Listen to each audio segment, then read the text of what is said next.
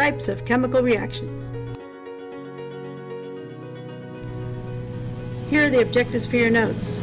Learn what reactivity means, learn what's needed for things to be able to burn, find out what's needed for iron to rust, learn another sciencey name for rust, and find out what rust has to do with the planet Mars.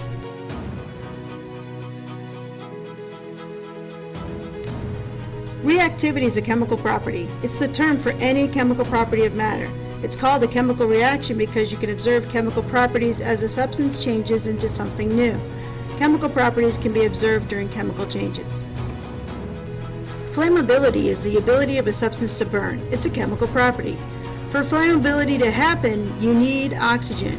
For example, if you lit a candle and covered it with a glass jar, the flame would die out once all the oxygen has been consumed.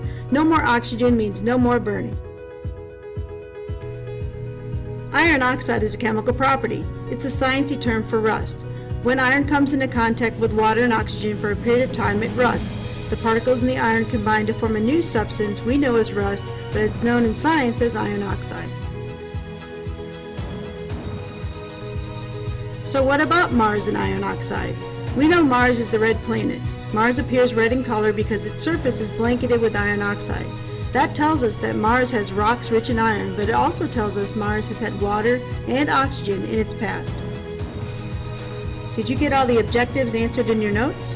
What reactivity is, what is necessary for things to burn, what you need to have things rust, another name for rust, and what rust has to do with Mars? If not, watch this again.